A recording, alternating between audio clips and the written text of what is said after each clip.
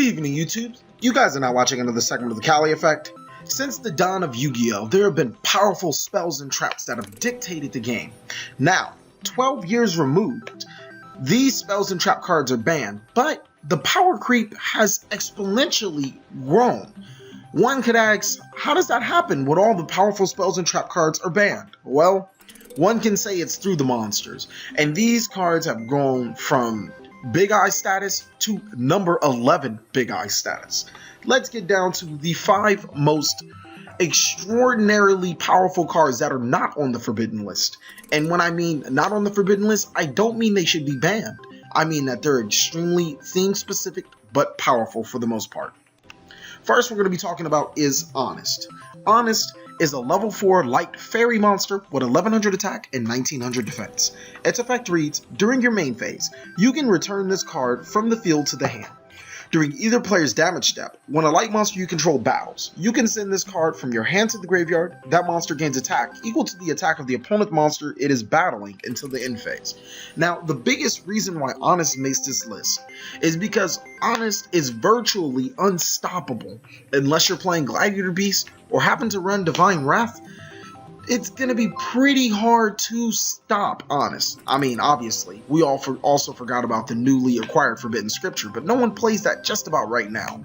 Honest guarantees you a win inside of a battle, period. That can be crucial to winning or losing a game, or if your opponent attacks a light monster that really needs to get off the field, Bushin Yamato, and you drop an Honest, not only do they lose a monster, that monster still sits on the field to continuously gain advantage. Card is extremely good. Is it ban worthy? Not right now. Is it very, very powerful? Yes. Honest is one of those cards that I really feel that can make the list. That and just putting your opponent in situations that they can't get over. Next, number 11 Big Eye. Now, number 11 Big Eye is a dark rank 7 spellcaster monster with 2600 attack and 2000 defense. When thinking about Big Eye, I thought about a couple of cards that are actually on the list in some way, shape, or form, and Big Eye completely avoids them. You know, Brain Control, Change of Heart, Snatch and Steal, Mind Control. All of these cards are either banned or put to 1. Big Eye is at 3. And before we go into details about Big Eye's not broken, let's get down to the effects really quick. Once per turn, you can detach 1 XC material from this card. Then target one monster your opponent controls to take control of that take control of that monster. This card cannot attack the turn you activate this effect. Granted, Big Eye does require 2 level 7 monsters, but in this day and age, how hard is it to drop 2 level 7 monsters? I mean, back then, we were dropping Dark Magician, and I think Barrel Dragon, and Barrel Dragon was a 7. Couldn't really exceed with those 2. Now, being able to special summon 2 level 7 monsters used to be priority for the top tier decks, and now it's pretty easy for the tier 2 decks. So with that being said, Big Eye isn't hard to summon, or hard to gain its effect. And other than like the cards that I listed above, Big Eye's permanent. Does not give your opponents life points, does not return the monster at the end phase, nor does it require you life points, or specifically targets either face-up monsters, or just can't be tributed or attack. Big Eye, the monster that it takes, can attack, doesn't require you anything, and can be flipped face-up. That's just the struggle with this monster. You pair that with a 2600 attack monster that can use this effect twice. Yeah, Big Eye's insanely powerful. Broken? No. Insanely powerful? Yes. Next, we're going to be talking about Shooting Quasar Dragon. Now, if you look at Shooting Quasar Dragon's requirements, you would think, oh, you deserve it. But with the 2 card combos, Lone Fire, Soul Charge, it becomes extremely broken. Shooting Quasar is a level 12 Dragon Synchro monster with 4000 attack and 4000 defense. It has a light attribute and its effect reads, 1 tuner synchro monster, that seems extremely hard. 2 or more non-tuner synchro monsters, that seems even harder. Must be synchro summoned, cannot be special summoned by other ways. Oh my god, Quasar balanced itself within those requirements right there. The This card's maximum number of attacks equals to the number of non-tuner monsters used for it as a synchro summon. Come on, Quasar, you want to hit for game now? Once per turn, when a card or effect is activated, you can negate the activation and destroy it. When this card leaves the field, you can special summon one shooting star from your extra deck. Quasar is insanely powerful within those lines of text. Not only is it a light monster, and God forbid that somebody plays Honest in the same deck as Quasar, it also allows to be able to attack as multiple times as you use for a synchro summon. Typically you're using 2, so Quasar can inflict 8,000 damage if your opponent has no card or no monsters on the field. Next, the biggest thing I want to talk to you guys about Quasar is that Quasar doesn't only negate the activation, it negates cards on the field. For example, Quasar can negate Black Garden. Yeah, Quasar can negate the effect of Black Guarding summoning a token. Yeah, Quasar's that powerful. The next thing is that if Quasar does not miss timing when sent to the graveyard, you can special summon Shooting Star from your deck. Just another good card that your opponent has to deal with to get over. Quasar does have a big requirement, but since it's so easy to play him, he becomes an extremely broken card.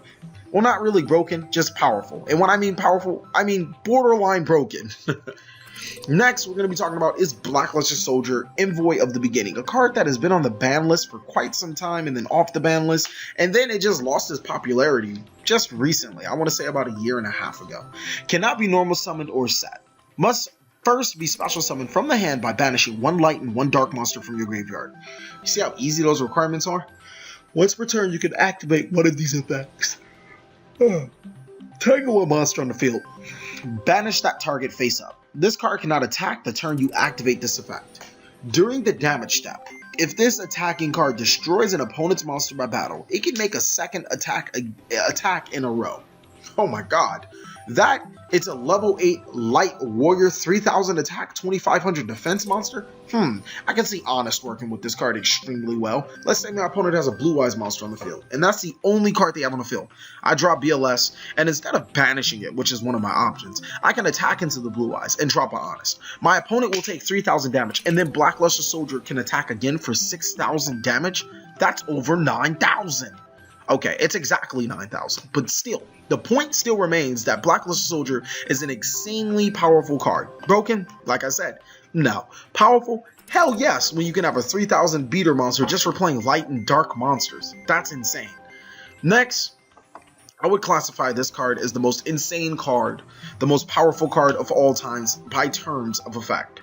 Cannot be normal summoned or set.